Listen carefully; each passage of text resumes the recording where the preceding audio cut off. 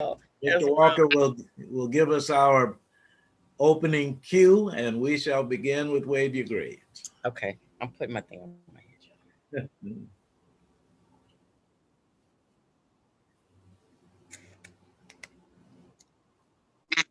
Good afternoon, and welcome once again to Wave Your Grades, coming to you weekly from 1 until 2 p.m.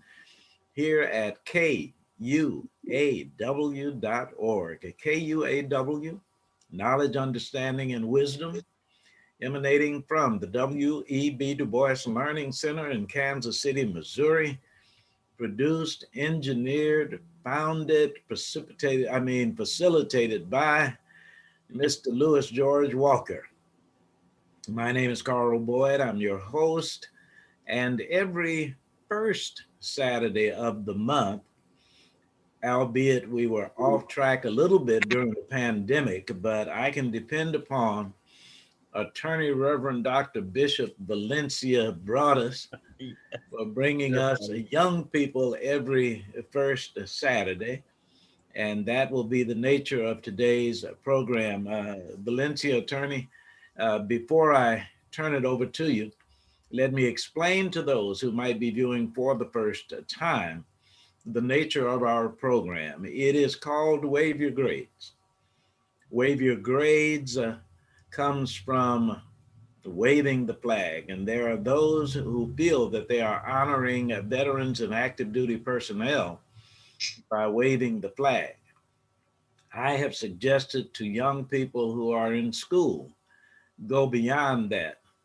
Wave your grades, wave your community service, wave your leadership, wave your participation in extracurricular activities. So wave your grades, helping our service personnel to understand that they do not serve in vain. Therefore, the program Wave Your Grades generally features students and veterans, students reporting to veterans, veterans motivating students. During the pandemic, Mr. Walker and Attorney Broadus will help viewers to understand that we had far fewer student participants than ordinary because schools have had to be, in some cases, virtual, in some cases in person, most cases hybrid. The one entity that has been consistent providing student guests for Wave Your Grades has been the Smart Club and variations therefrom presented to us by Attorney Valencia Broadus. For this afternoon's program, let us now find out what is going on with the young people who are under Attorney Broadus's leadership and the fare to which we will be treated on this afternoon's program. It is Wave Your Grades. And now, please, Attorney Valencia Broadus. Amen. Now, Kansas City, you all heard Mr. Boyd talk about everybody else, but how great he is. So, Oh, as you Lord. all know, Mr. Carl Boyd is just awesome, magnificent, wonderful, You are very kind. and always allowing our young people to have a platform. I just want to share Miss Destiny Smith. I'll introduce her a little and introduce herself, but just knowing a little bit more about Generation Rap was that the brain baby child of Mr. Carl Boyd. Hold on, Miss Destiny, do you know Mr. Carl Boyd? Do you know about him? No, ma'am. Okay, so therefore, yeah, let me keep going there. So I just want to make sure like that you didn't, because everybody knows Mr. Boyd. Um, Generation Rap. Are you familiar with Generation Rap? No, ma'am. Radio show. Oh, see, yep. Now, Miss Destiny, she's from another area. She's come here and is doing great things. So she'll tell you a little bit more about, her. Generation Rap, it's a radio show young people's been on for how many years, Mr. Boyd? You're on mute. You're on mute, Mr. Boyd. It's okay. I'm sorry. Actually, it was December 12th, 1987. So this is our 34th year with the Generation Rap on Hot 103 Jams. Yes. I mentioned that because it's a lot of young people, radio, they, radio show with Mr. Boyd, and then now with Mr. Nunley, and then other people, radio show people there and all that. That show's been going on for a long time. Youth Thank you. produced and led and just everything, and all those students have been doing great things, and it's still going. And but then from there we did Last Mile of the Way. Mr. Boyd, he left for a little bit. He left us. He left the state of Missouri. They left us. Came on back, and then the Last Mile of the Way allowed us again, our young people, to be a part of that show. And Mr. Boyd has done so many great things to pass the baton. And of course, he had a program where he passed the baton to people. So there's just so many things Mr. Boyd has Thank done. And we do want to make sure that we're giving appreciation and gratitude to the people who allow us to, stand on their shoulders, on their platforms, make space for us. And sometimes, you know, we can teach our young people everything in the world. They don't have a place to practice it, then oh well, they just learn stuff that they can't perfect without a place to practice it. So I just want to make sure I say all of that that then will allow me to do a great introduction to Miss Destiny based and on and, that. and forgive me for interrupting you, but you just said a profound thank you. You and I are in agreement that in order for young people to have another opportunity for a voice, that we thank profusely Mr. Louis George Walker and KUAW.org, not just for the opportunity to be on air, but because of the credibility it lends to technological development, to young people being involved in the Black Family Technology Awareness Association and an affiliation with the W.E.B. Du Bois Learning Center. We certainly, Valencia brought us, and I thank Mr. Louis George Walker. Triple times 1,000 kudos to you too, Mr. Walker. Lots and lots and lots. So I'll do a brief introduction. The reason I think I wanted Miss Destiny to kind of come on and hang out with us, kind of see what's happening here. And um, I recently met her in person, but we had talked a little bit via text and little email a little bit. But she knows a person that I know extremely well, and so through a connection, I'm just being able to pour just love on her, as much as she allows us to. And when I learned that she's an author, and she'll tell you more about that. She does poetry, and she'll tell you more about that. She is a resource navigator for the Kansas City Library. I mean, the whole entity, and she'll tell you more about that. And one of the main things she wants to do more public speaking. And so I was sharing with her that I do different things, and it can help a little. And so we talked about some things because associations or whatever.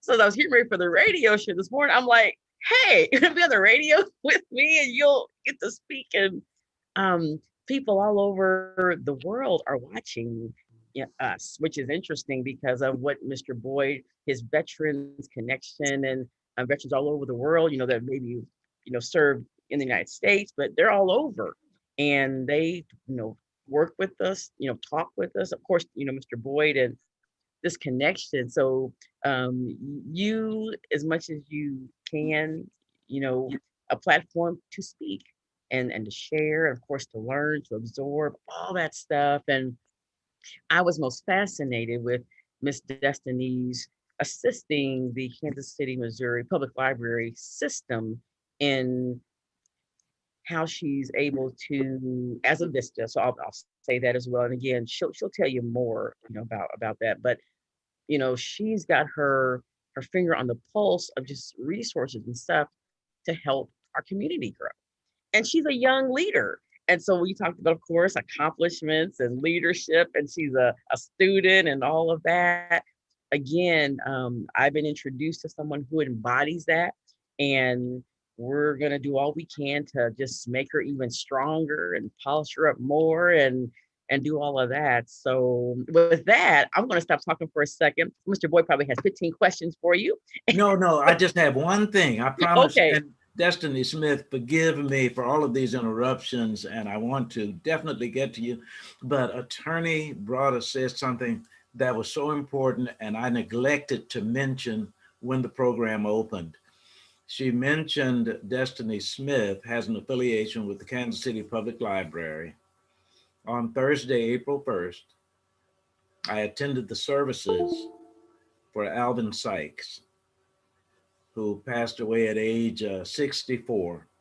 And I don't know if Destiny might be mentioning him at all, but at his service, they did mention his formal affiliation with the library. So I just wanted to offer condolences for the family and those affiliated with Mr. Alvin Sykes. And back to Attorney Broadus to introduce Destiny Smith.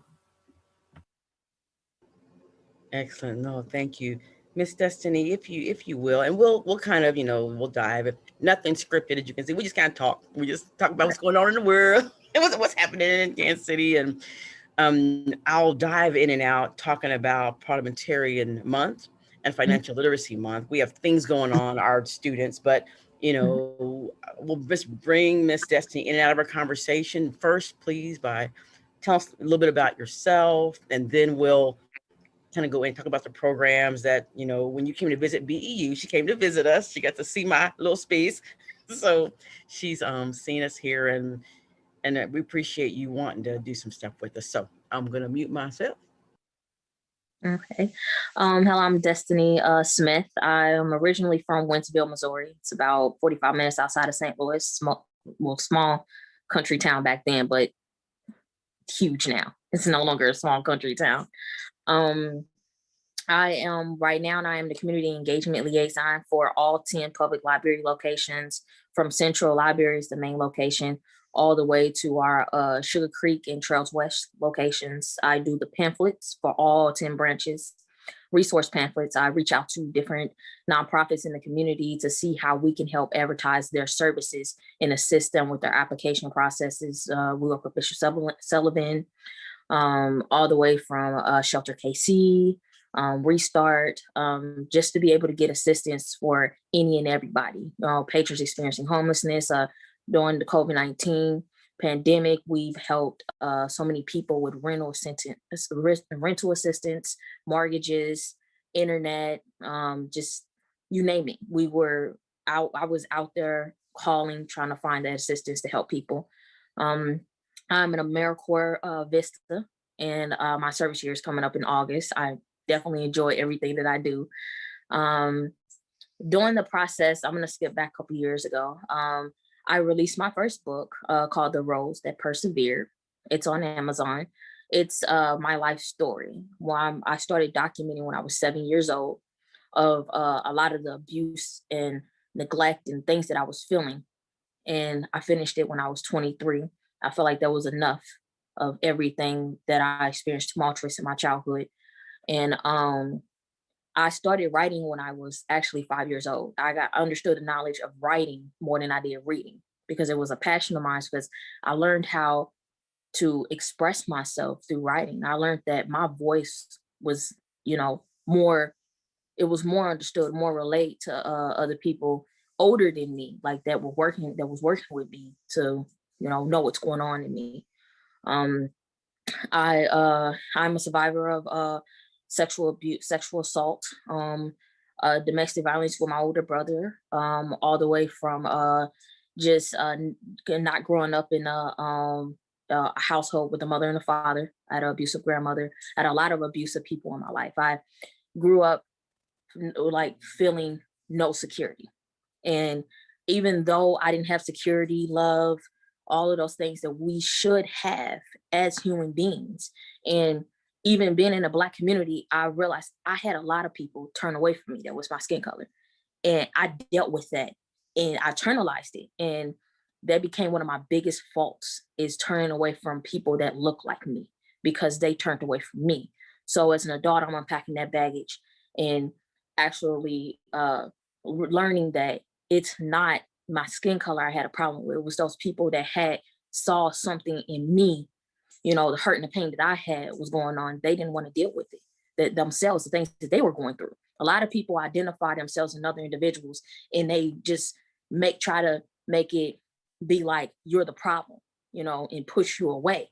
And I had to realize that I'm 27 now. Just my birthday's next week, so I'll be 28.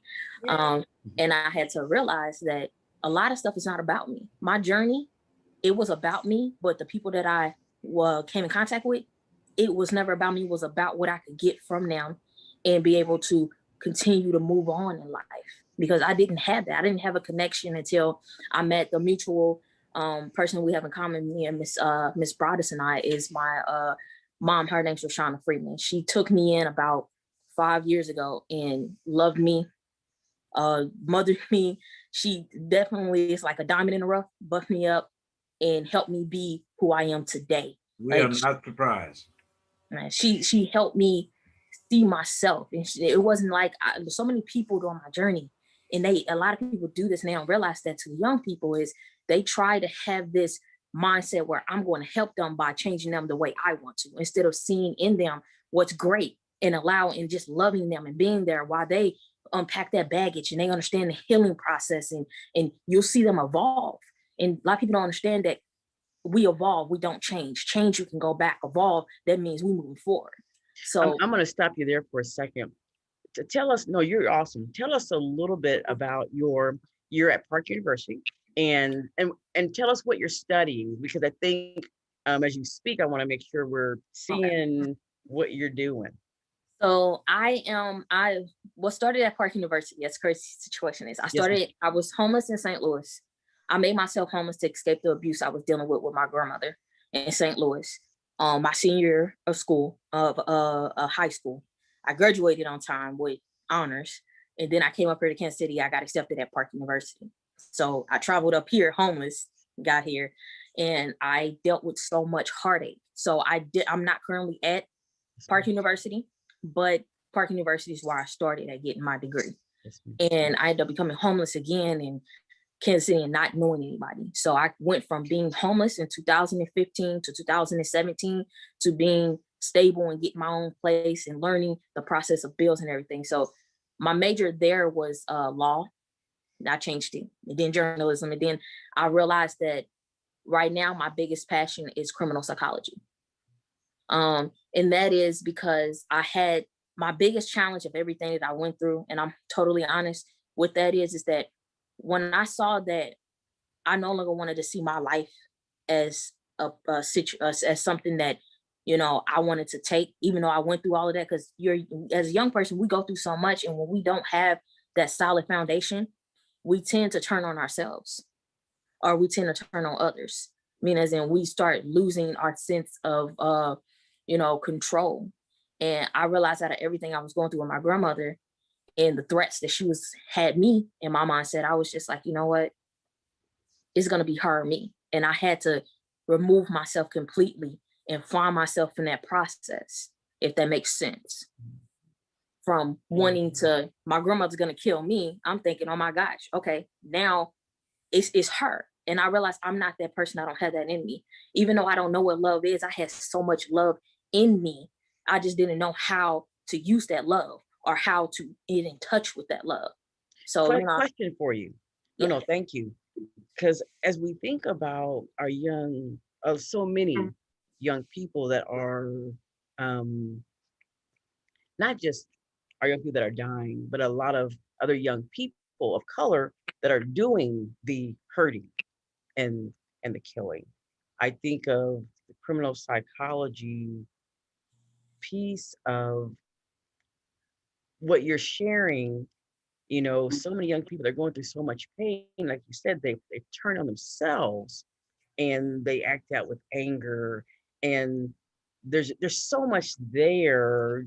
When you think of criminal psychology, do you see you're studying there, or what other people are doing out here, ways that we need to be helping a little bit more of helping our young leaders to not, well, basically, how, based on what you're sharing, what do you see? What do you Mm. tell us? How do we stop so much of this violent crime among young people, Um, I think the or big try to stop? You know, yeah. okay.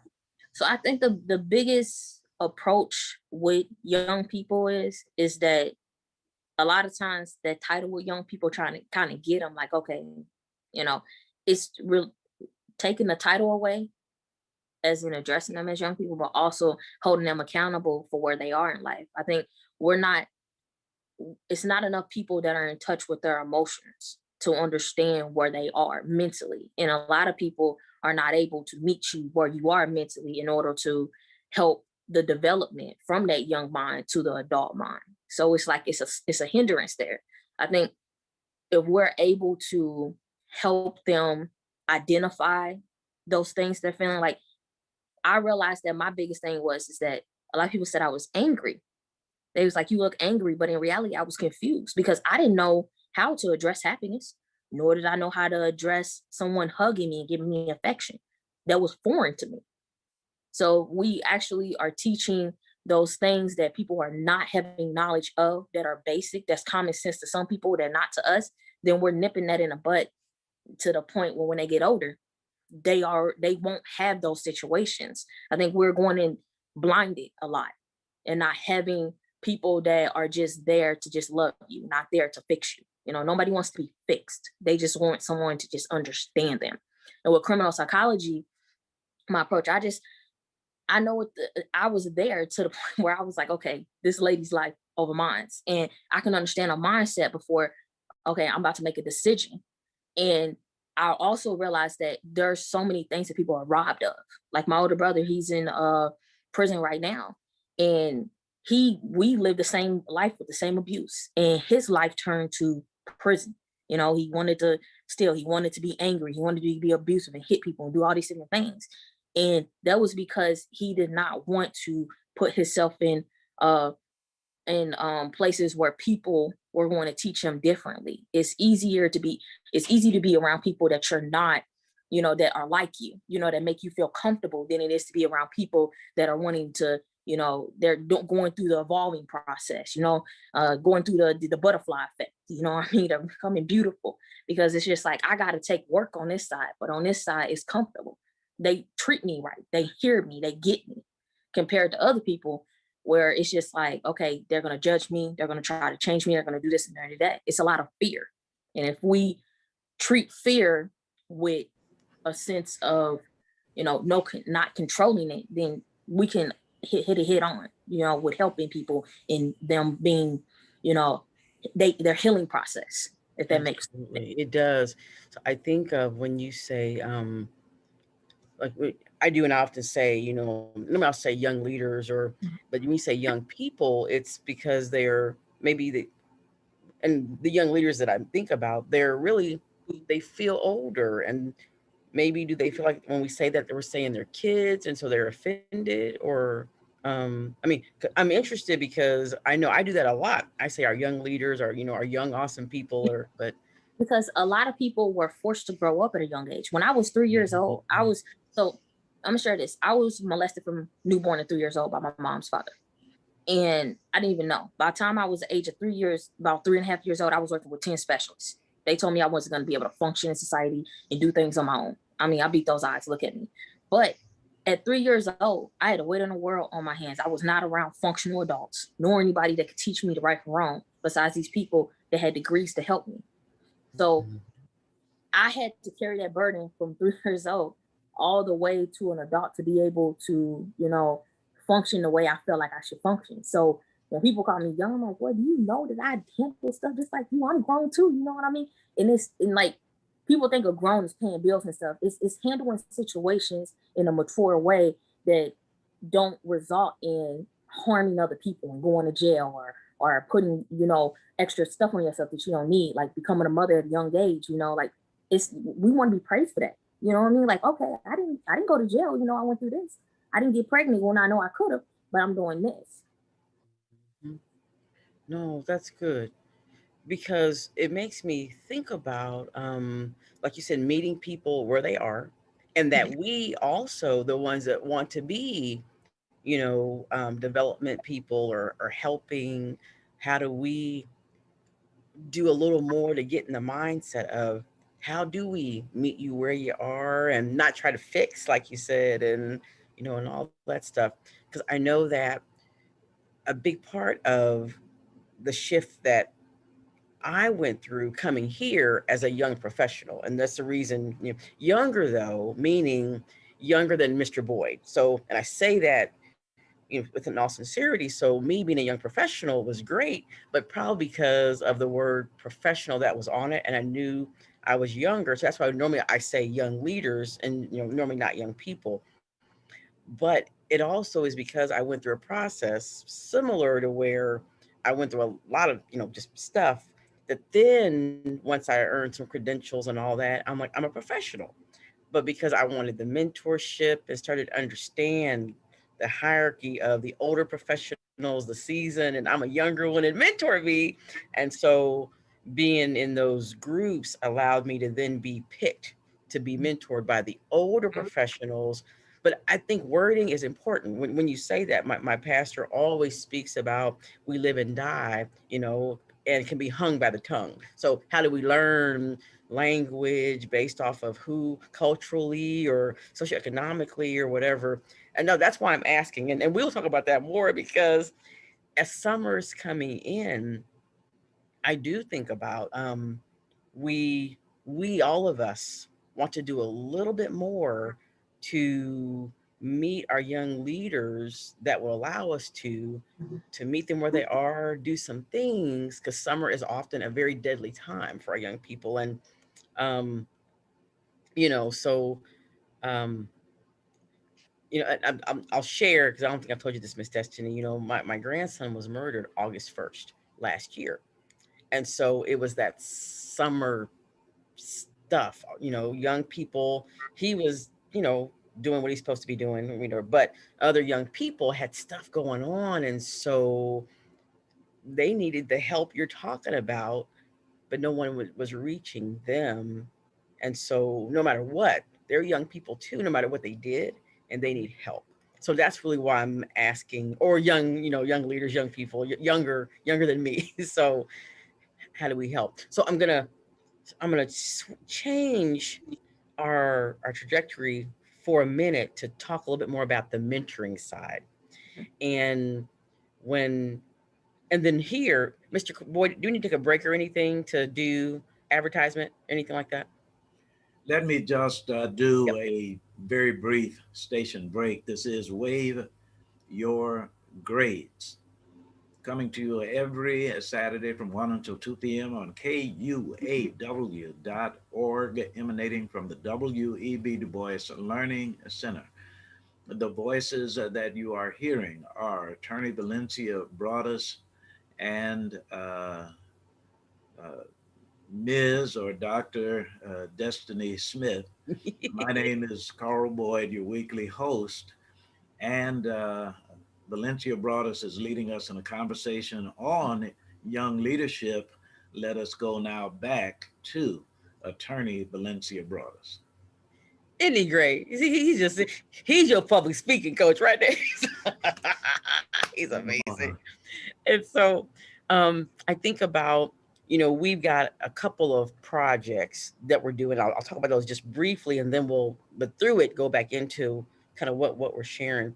We have been doing our Smart Career Club for 21 years now, and through that, we do reading, writing, critical thinking, math, public speaking, college and career coaching. We do all this stuff, and we're meeting the young leaders where they are and their families, because sometimes it's the young leaders can come from very dysfunctional situations, but also they're coming from really middle class situations to where, because they aren't technically dysfunctional economically, they can't get other resources. So they're like, well, we don't have anywhere to send our kids, even though we make middle class. So those kids often were still left out. So we work with all kids, no matter what, but we do focus on African American youth. We have had some Hispanic youth, stuff like that. But we meet them where they are, and then we do interest-based, project-based mentoring. Whatever the young people want to be, we just try to make sure we help them figure it out, whatever they want to be, and then through that we mentor that way, and we help them to just whatever they want to be, the steps, coaching them through, being there, supporting, and all that good stuff. So what we've done this past 2 years in that, we focused heavily on financial literacy. So we had our first competition in 2020, and it was great, and we learned all this stuff, and they won money and all that. So we're doing our second competition this year, and this happens to be financial literacy month. And I won't go deep into it, but I just want to just share we're doing working on that. We've got a team of young people that are basically going to be going out, and they'll be all the ones from last year. They'll be mentoring high school and middle school youth in another financial literacy competition, so we can spread it more. And it's quite exciting. We've got different mentors, and then we have our parliamentary procedure competition, and that's what our and parliamentary law month is this month. And the reason I just want to even bring that up, because as we probably have been watching the US Senate and all the different, they've been doing the reconciliation bills and all this stuff. And the parliamentarian has a final decision. And we were like, what is going on? Because even though we were learning about parliamentary procedure and all of that, we didn't really know a big person that is a parliamentarian and the impact they can make. Because remember, they were trying to get that the uh, the stimulus recovery package, and they basically said it depended on what that parliamentarian, that lady said. We didn't even never heard her name, and so she had kind of the final say in that. And so we started researching her and just showing how powerful she is based on her knowing all this stuff, and that she could change the Senate and make them take stuff out of bills. And we're like, well, who is she again? So that's been exciting for our students to learn. Anyway, so it's Parliamentary Law Month this month. So we have a group of students that are also doing a competition in front of the Missouri Association of Parliamentarians at 2:30 today via Zoom. And again, they'll be able to win scholarships and stuff like that. So we just try to do things to help us to read, write, critical think, and speak, be whatever we want to be, with lots of mentorship around us, and compete, so that we can have excellence. And I mentioned it that way. So that's how I got in what we're doing a little bit. But then also, I think about that mentoring side of it. For all of our competitions, we have all these other mentors in the community, meaning a lot older professionals that mentor them. And that way they have people like you have Miss Rashana, I have like Mr. Nunley, Mr. Boyd, others who are my and Mr. Evans who are my mentors, who, as things are happening, I'm able to kind of ask them something, or how am I doing this, or what's happening. Because what we have found is that mentoring, but real mentoring connectivity, not just like going for a hamburger, but really someone who's going to really tell me right, wrong, share resources, share connections, all that stuff. And what if more and more and more young people, younger people, younger leaders had that, going on with them, and I'm just kind of chatting and talking, but it makes me think about, it sounds like when you say, Miss Destiny, we have to meet young leaders where they are and figure out really what they need and be more compassionate. And you know there's something more, and I'm really interested for you to you know tell us what we might be missing. And again, not that we're wrong, right? It's not, we won't take it that way, because we want to know so we can grow and help. I'm done talking.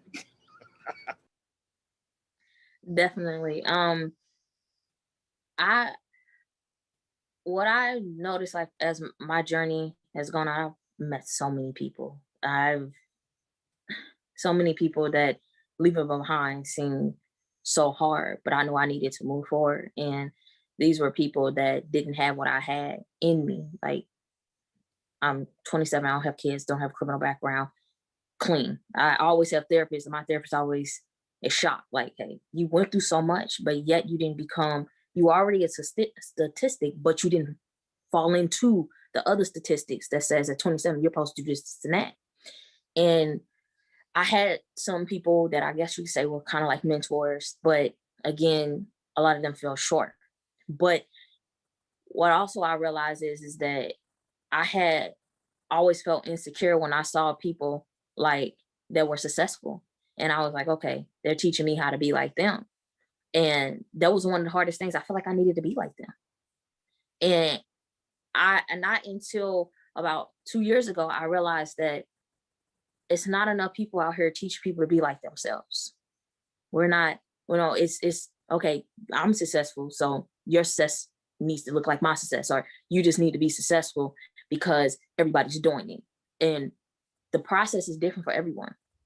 Again, it's just being, if we observe more than we speak to the youth or even older people, there's a lot of older people that have youth like mindsets too. I mean, as in they're still trying to find their way in understanding things. They learn just like, we're learning, and that just really need people to just observe. And then as you observe, you see what they want. You if you watch a person for a long amount of time, you'll find out what they really need. And that's exactly what my mom, my godmom, Rashana, that's what she did. She observed me. I had never ever saw that approach in my life, as even as a Black woman. She's Black. As a Black woman, and in my experiences with people, Black people, my skin color, and she helped me love every aspect of my journey, even with those Black people. I love them because of those experiences that they gave. But she saw me. She saw the greatness that nobody saw, the imperfections. And if we look at those imperfections, when we see a kid out here in his pants are sagging, or he's out here, he has a gun, instead of judging the fact that he a thug, he's out here, he gangbanging, he got a snack, it may be a sense of belonging. A lot of people want to feel like they belong. They want to feel like where they're at, they're secure. And security starts when you're a baby. And when you don't have that security as a baby, even as a toddler, as you grow up, you'll find security in other areas. So we have to be safe havens for those people that come to us, because each person that come to you is looking for that safe haven. They're looking for that sense of security that you're going to give them. They're looking for a recharge. And I told my mom that, Miss Rashana, I said, you are the person I come to when I feel like I need to recharge, when I just, the love, the care, and all of that. And then I go out in the world and I can do great things. So we can just be that for people, rather than just like, okay, if you do this, and you can be successful, then you can do this great thing. No, if me just being here makes you great, I'm gonna just be here so I can know that I'm making you great, if that makes sense. I'll share just quickly, Mr. Walker. You may know Miss Rashana. She's an engineer, and she was with Nesby and all that for years. So if you don't, we'll have to maybe have her come on one time, because you probably have seen her and know her. Just so you'll know who Miss Rashana. She's done great things in the community. So I just want to make sure I'm putting some. She did, yes. Now she actually worked at the city for a little bit.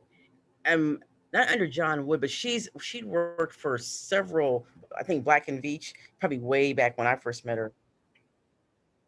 No, I'm sure you do. I'm sure you do, because she was very, very involved in with Nesby and all. So, but hopefully she'll come on with us one day too. And I didn't get a chance to text her. I just want to text you, Miss Destiny. But she's wonderful. She's wonderful, and she's has helped us with young leaders.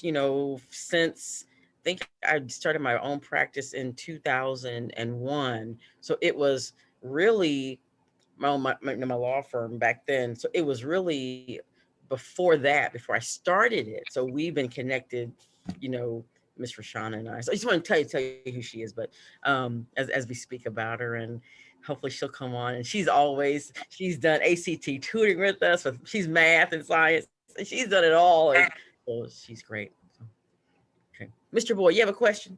Anything? I know you're listening, because Yes. this is his area. Let me take my time Um, and it's not the easiest response. And I was sitting here thinking whether I should say I'm sorry first or thank you first.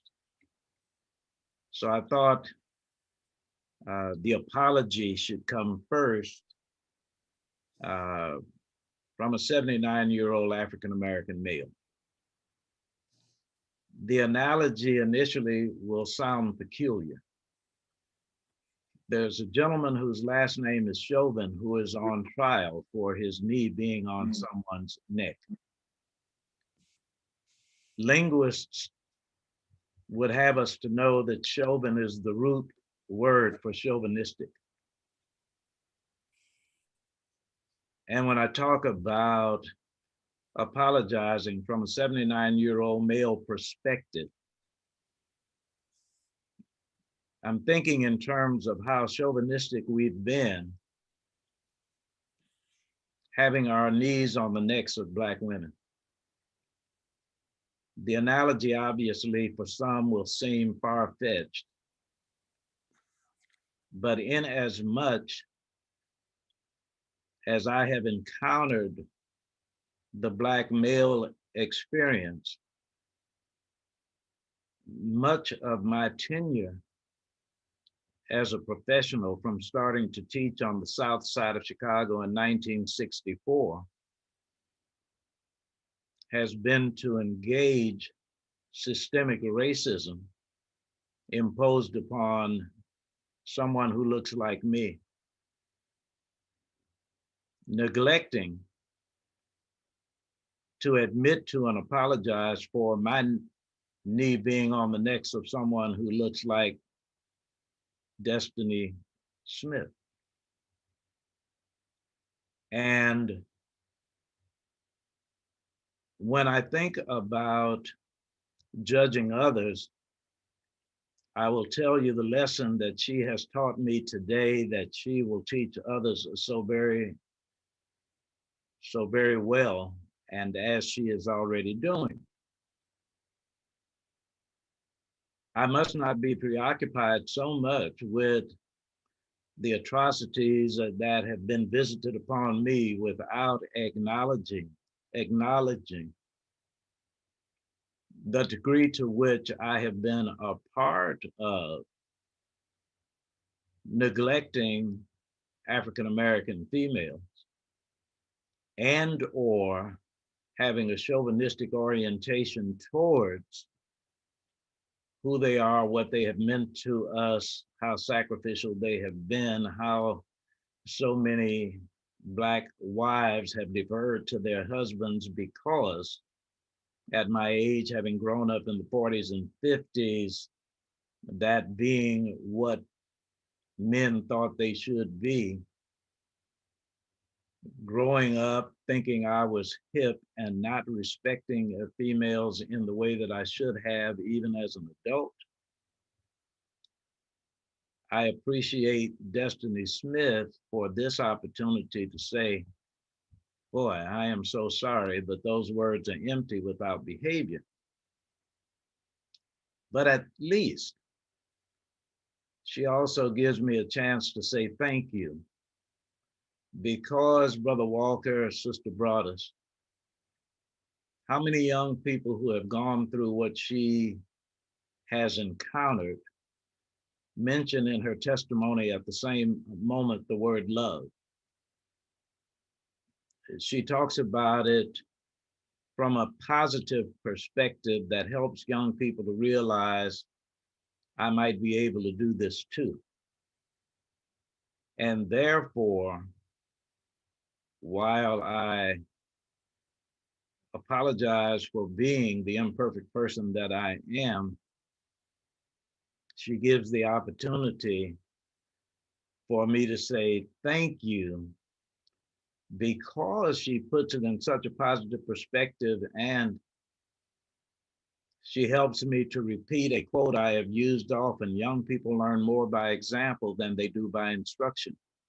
Therefore, her example speaks so loudly that I am proud today I have met my destiny. and it will help me to be a better person. Uh, okay, thank you. Let's go back to Valencia Brothers. No, you are wonderful. It's one of the things that I when you mentioned that as Destiny talks to us, that she reminds us that a lot of young people, younger, leaders, that as they hear her story, or just people in general, older people, all of us, but as we hear her story, then we can somewhere in ourselves say, I might be able to do this too. And I think about so often we say, hey, I did it. You can do it too. The reason I'm making this differentiation when you say might be able to do it too, and yes, you can do it too, is because I think it's important that and I'll give this scenario. If someone says, I want to be an astronaut, and we say, yep, you can do whatever you want to do, go on and do it, yep, that's good, without also showing them the way and supporting, and if they need it academically or money to go, or fly, whatever it is, then we're setting them up for failure. And so the only reason, and someone told me that because I used to share speeches, and I would tell young teenage moms and um, kids coming out of juvenile justice system that I made it, you can too. And so Kiva Gates, she shared with me one time, she was a good mentor to me, and she says, you really shouldn't just tell people, since you did it, they can do it too. You should say to them, and Miss Destiny, you do this. And when you said Mike, you made me think of this. So I'm really saying it a little louder. I made it. I went through some things, and I had some people who helped me, and I learned some things, and I tried to practice hard, or to be mindful. And so because of the way that I did things with love in my heart still and all of that, I made it. And you might be able to make it too if you get a plan and get the and all that. That's the reason I was just thinking about that, because in Destiny, talk with us more, because we don't want to set people up to to do that, because that's part of your message, I think, as well, meeting people where they are. So thank you, Mr. Boyd, for saying it that way. Thank you. I did want to say one thing. I have this quote that I always say, it's better to have a million minds, a million brains on one situation than it is to have 1 million hearts on a situation. When you mentioned, by the way, Park University, the homeless shelter where I spend my evenings through Friday, uh, is a program that is affiliated with Park University. And when I work with the young people in group, the overall title for group with these young people that I use is Please Teach Me You. And I find myself learning so much from people younger than I. Attorney Broadus, we have about a minute and a half. Let me give it back to you. Oh, thank you. One of the things that we, in general, when we come back next month and we'll, send information, we will be kind of telling you a little bit more about, of course, how the competitions went, because these are kind of their kickoff competitions where they have to kind of compete to show they're practicing, and then our culminations will happen way down there in August, and we always have events where we have speakers and commentators and all this stuff going on. So we'll be trying to see if Destiny here or there will do some stuff with us, and we want to begin to look at her book a little more if she'll allow us, and get her out there sharing with these young leaders of how she made it through, because when Happened she way down mentioned there that in August, young and people are not always we always have angry. they're often confused. And I think sometimes we don't think about that, even though they may act mad or angry. something different, and the more we can understand that with some help from Miss Destiny and others that she'll help us to talk with, I think we can definitely get more of our younger, leaders to maybe come talk to us. And I don't know what it looks like. I have no idea, but definitely we'll be talking about that more. And Mr. Boyd, I know you did a lot Yes. of gang disruption interruption. And so Mhm. that's why I wanted to make sure that you met Miss Destiny and we could hear, because we have work to do this summer. I know you did a lot Please, of numbers going up. please don't get away without contact information. Sorry about that. Hi, Valencia Broadus. We're with the Black Economic Union, a young ambassadors group, and you can reach us at 816-612-1083. And we definitely we're doing a little bit more on our BEU Facebook page, and we'll be sharing a lot of the programs that we're doing. We have a brand new cohort of new businesses that we're going to be coaching through our financial literacy empowerment team, and helping a lot of small businesses to grow and make money and all that. So we got a lot happening. So just look for us, and we'll we'll see y'all soon.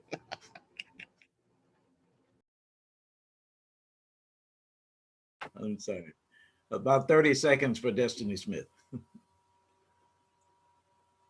Oh, um, I don't. As I have a Facebook page you could contact me on, or you can go on purpleroast.com. That's PERPLEROSE.com. That's where I have bookings set up, or even if you just want to browse around and see what I have going on. Facebook is Purple Rose, the same way it's spelled. Best way to contact me is via Facebook or my email, which is purplerose2012@gmail.com. Thank you so very, very much. Thank you, Attorney Valencia Broadus. Destiny Smith, produced by Mr. Lewis George Walker. My name is Carl Boyd for Wave Your Grades. Gracious God and wonderful Wanda, I'm on my way home. Thank you, Mr. Boyd. Thank you, Destiny. Awesome. Awesome. Yes, we're out. Okay.